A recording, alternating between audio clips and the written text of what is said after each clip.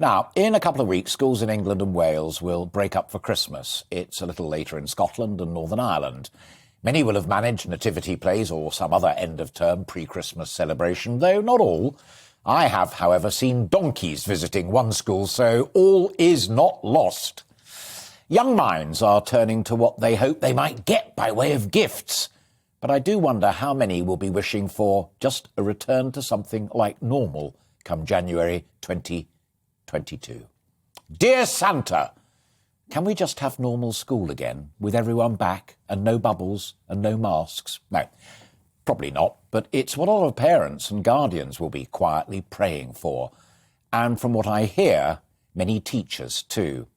Now, I'm the first to acknowledge that Twitter isn't the real world, but it does give you a taste of another real concern that many teachers have, and it is Ofsted, the school's inspectorate, and how it's been operating in these trying times. The boss, Amanda Spielman, is on record saying that she wants a sharp cut in the numbers judged outstanding.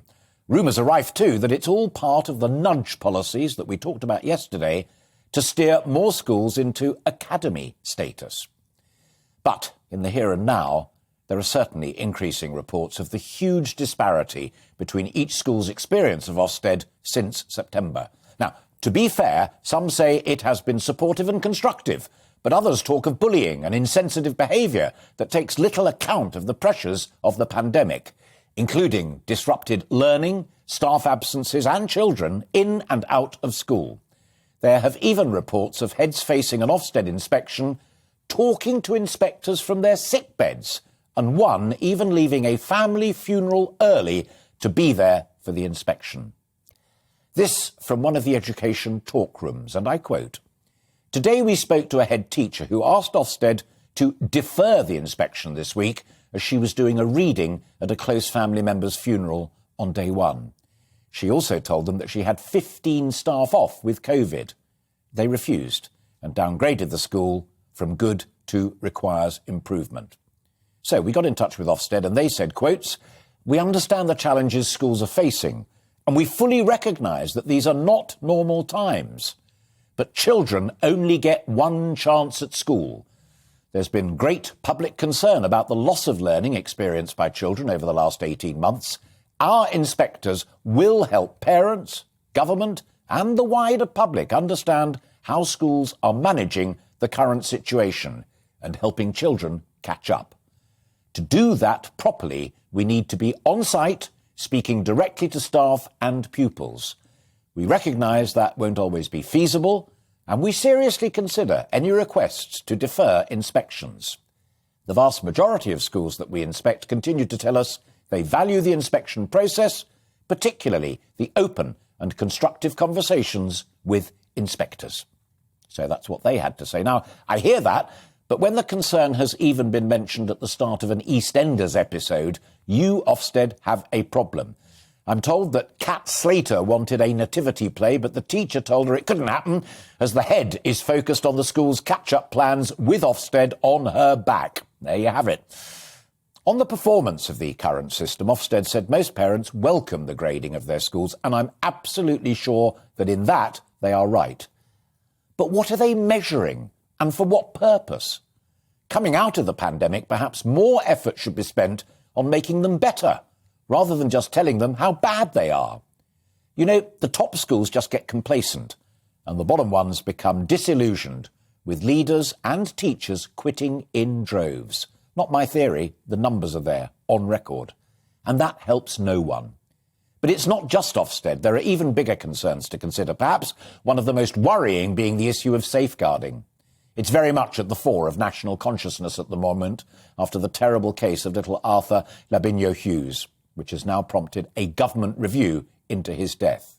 Now, I have to say the issue of child abuse and protecting vulnerable children is one so important and complex that it deserves its own separate conversation. So we will endeavour to have that discussion in depth another day.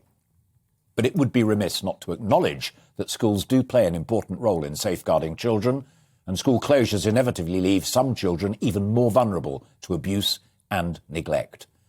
Another reason it's of the utmost importance we keep our education system on track. As Robert Halfon MP, chair of the Education Select Committee and a good friend of this programme, recently said, the impact of COVID on many children's well-being remains a cause of concern, and remedial support remains a work in progress. Some go even further and ask if our education system is fit for purpose. As one senior educationalist put it to me, 21st century kids are being taught by 20th century teachers an out-of-date curriculum to prepare them for a world that isn't there anymore, socially, occupationally, even environmentally. Now, that critique may not be shared by all, but wouldn't now be a perfect time to test it and even address it? With new leadership at the Department for Education, perhaps this is the perfect time to give it a shake-up. Teachers and heads, I'm told, want clear guidance and support, not encouragement to do your best with your fingers crossed. So today we are looking at education and at our schools. Are they in a fit state to resume battle in January? Is the inspectorate helpful and supportive, or destructive and unsympathetic?